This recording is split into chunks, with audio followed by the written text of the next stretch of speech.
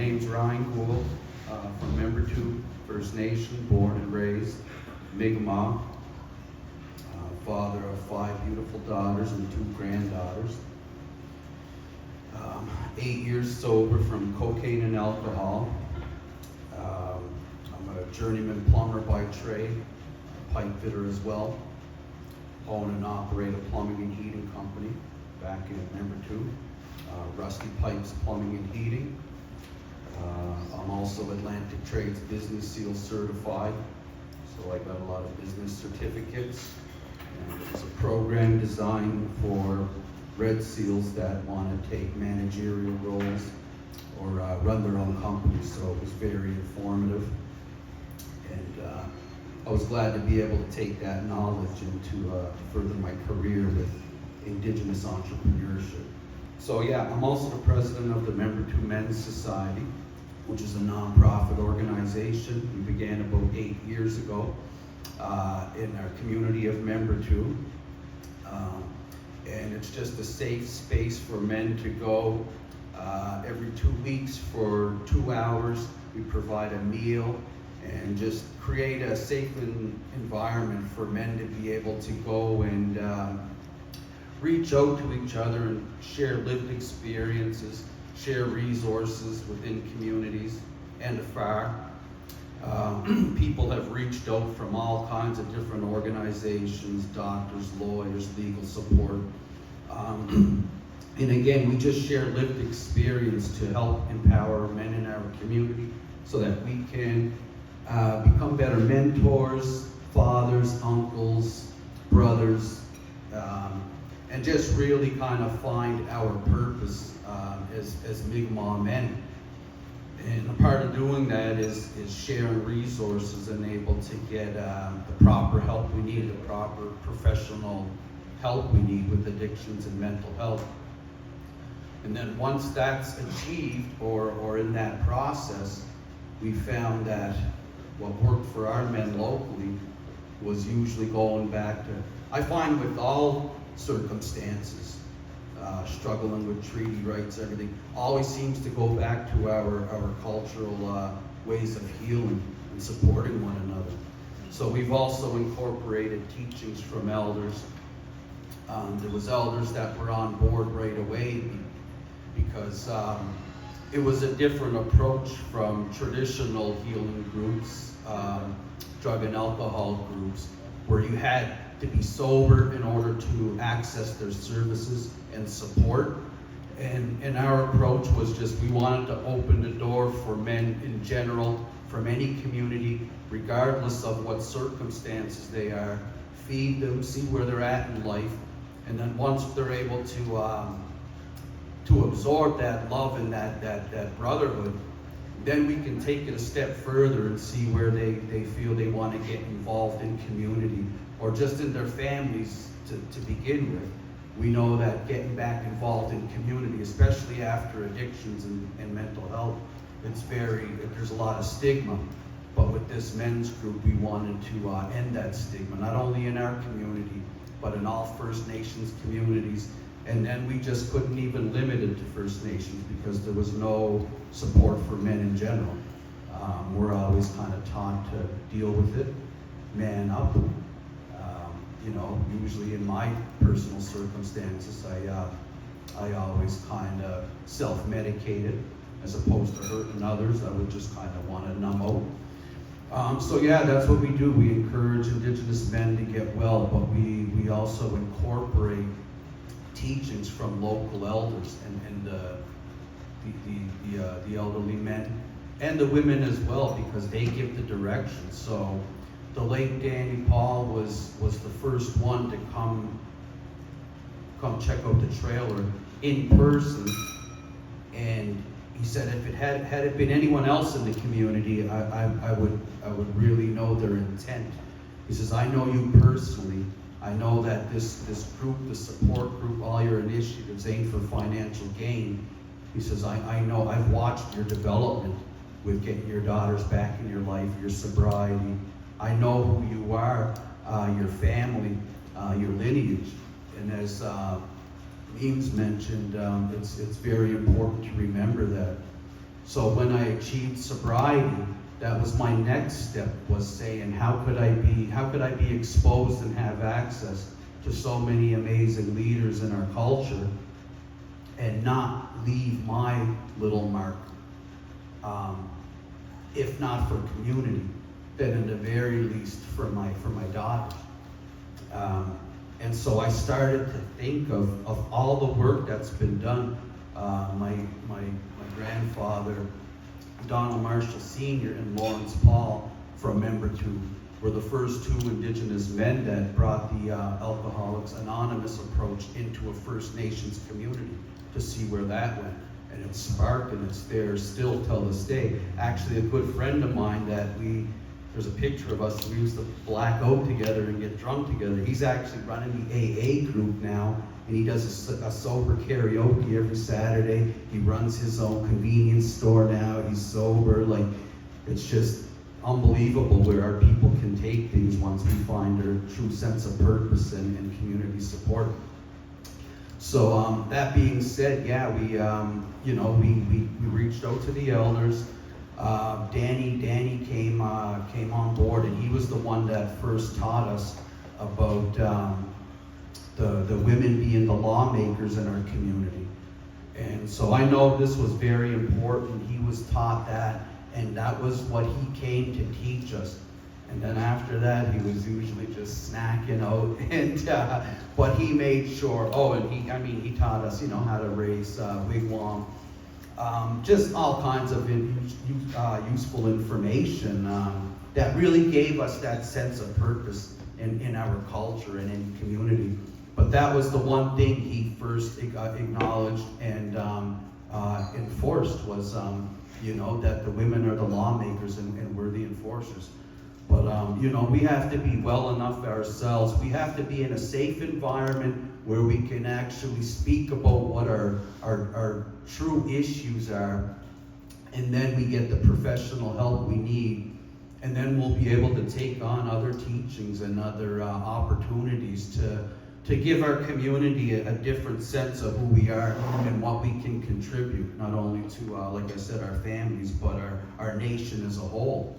So, going back to Donald Marshall Sr. and Lawrence Paul, my mother's Lee Gould. She's an amazing, beautiful woman. I love her, and I love my whole experience growing up. My father's Everett Sonny passed from El Sabuktuk. Again, I just finished visiting him last weekend after our experience in Moncton, and he's all on board, and he's very excited about the work we're doing. And even just in my visit there, my grandfather Joe Sunnybus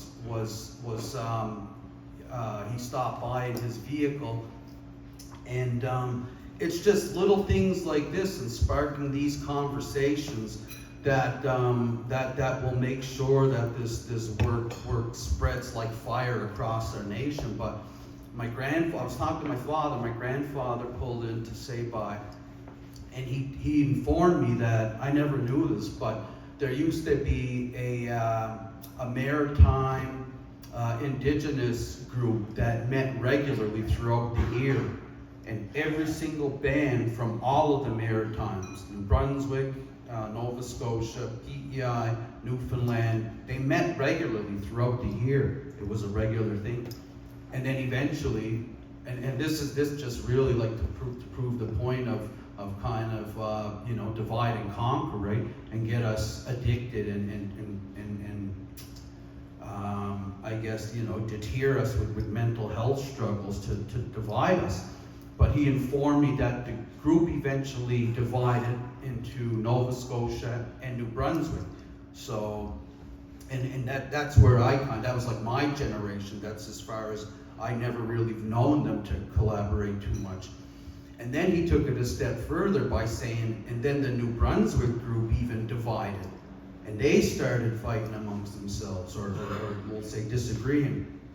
And that was the Maui and the Union, I guess, and I hope I'm not really, offending anybody, or like, even if I'm wrong, like I'm willing to be corrected, but I can't see this happening because I can see it happening in Nova Scotia. And then now he informed me, it reminded me of like the big fish swallowing the smaller fish, and it just keeps going and going. But he said now they're even, they're arguing within the Maui, and they're arguing within the union. And I see it with the organizations that are designed and dedicated to support First Nations, just the division and provide. And I said it's as simple as me I have 5 daughters, and I have this conversation frequently when I'm shopping for them, because I have to shop in 5s, because I could never ever let one daughter find out that, okay, well you were in PEI and you got a cow's sweater, right, for this daughter. I seen her wearing it, right? So where's mine, right? So.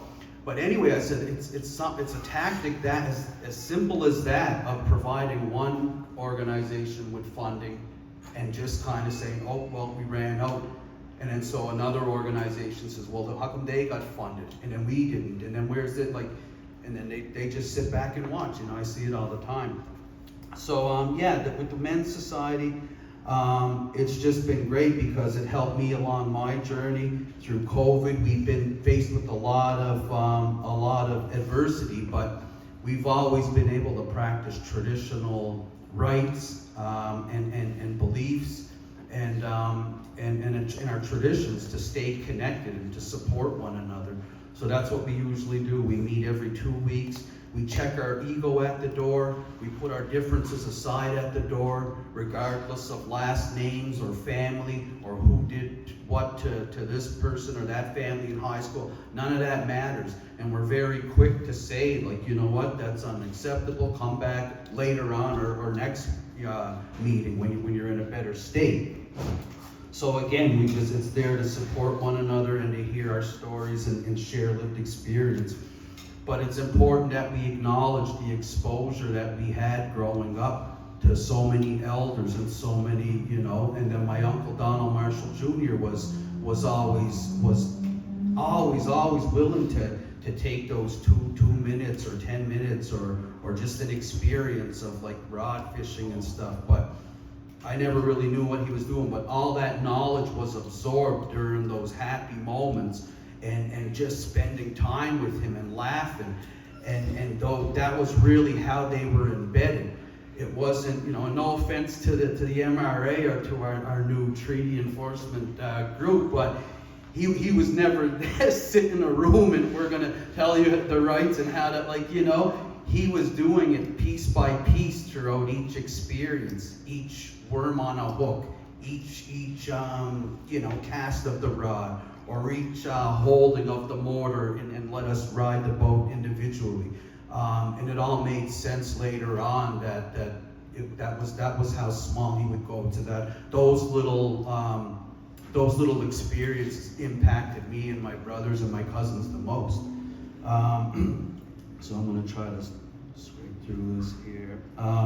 We've been all, I shouldn't say we've been all, but I know many of us have been exposed to trauma at a very young age, and that was crucial in my process of recovery, was to truly and honestly admit and acknowledge how early trauma began in my life, as early as the age of 3. And I now, I public speak at high schools and stuff, and I'm not going to hold you here for an hour. But I am comfortable enough now to share my experience and what I learned in hopes of helping others, that they understand it's okay for men to reach out for help. A big part of my healing was reaching out to my aunts. That's who was big in my life, right? That gave me my teachings and understanding and didn't judge me regardless of drugs or alcohol being involved. So it's wherever you can find that healing. I actually I actually went through it, most of it. But I'm just going to kind of, living with the outcomes as a leader, doing what's necessary regardless, and that's what Chief mentioned, and wearing that each day, So that, it all depends on how you rest your head at night. Did you bite your tongue your whole life to collect a paycheck to fit into this organization? Or did you say, you know what, I'm gonna go and I'm gonna be with family and practice our cultural and traditional rights and eat some good food? And that's always gonna be there. Education's always gonna be there, and the government's always gonna be there.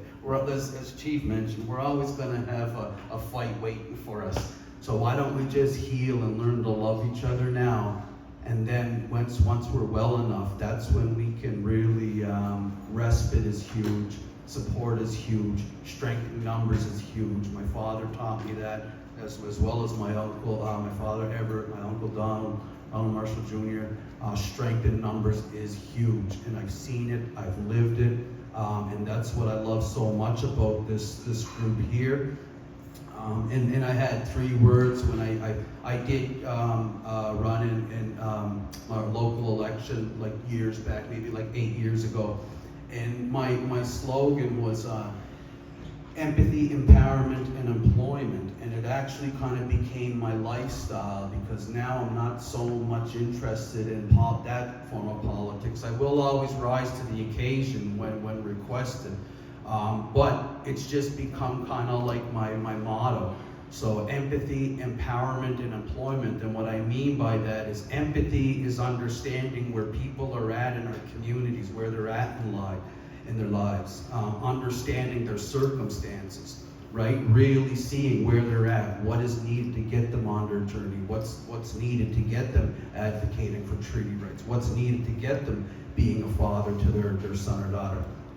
So that's where the empathy side of things is. No judgment, there's no requirements. You see humans, and we see our nation, and we see the people in it contributing in each little way for who they are. We don't expect them to change to access help or support.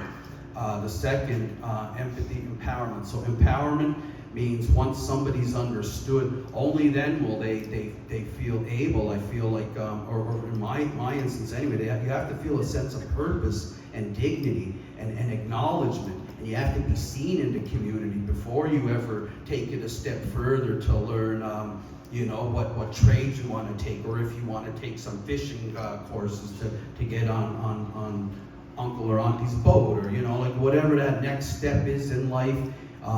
You really it's about feeling like you have a purpose. And then we provide the next step. So that's where the empowerment piece comes in, the education. Where do you want to go in life? What direction?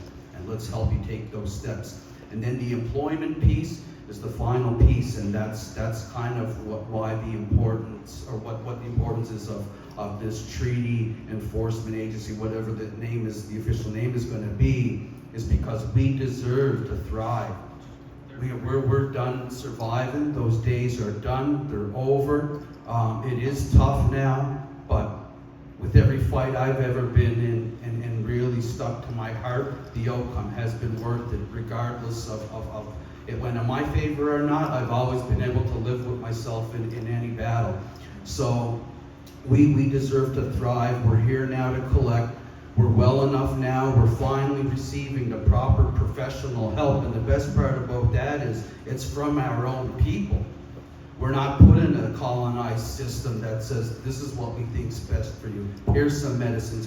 We have our own doctors. We have our own lawyers. We have our own, therapists, really sitting down and understanding ourselves, each other, our sons and daughters, and also our future and where we want to be. So that's where that empathy, empowerment, and employment, and making sure everybody has a fair chance at that. So that's another step. That's why I love entrepreneurship, is because I don't have to have a certain last name. I don't have to fall under any social media policy, under any organization. I love entrepreneurship because you can just rest up, get creative, and think of ways to make money, and we have support amongst ourselves in order to do this. So that empowerment piece is really making sure everybody gets a fair kick at the can, regardless of their circumstances. And I really always had the talent. I just didn't have the confidence and the pride and understanding who I truly was in my DNA, my genetics, and to the core. I just never truly felt that until, in my instance, it was being sober and learning that from the elders in my life, my family, my dad, and my mom, and everybody, my grandparents. So supporting here in person is just as important. I often kind of forget this now, but acknowledging the people that are watching from social media platforms and getting involved any little way that you can truly makes a difference. Like, share, and subscribe. No, my daughter, my 4-year-old, watches a lot of that, and I just, like, I'm sorry, that was like, it might have been a little inappropriate, but just like sharing it and sharing that information. Knowledge truly is power, and you'd be amazed when you stop and talk to somebody and truly hear their story, what bit of knowledge you can gain from that. So thank you very much for my time speaking and your patience. And really prayers to everybody doing this work. I often check in with the Creator and with the ancestors and those that are in the spirit world to ensure that they send us messages and give us guidance in their little ways. So thank you very much.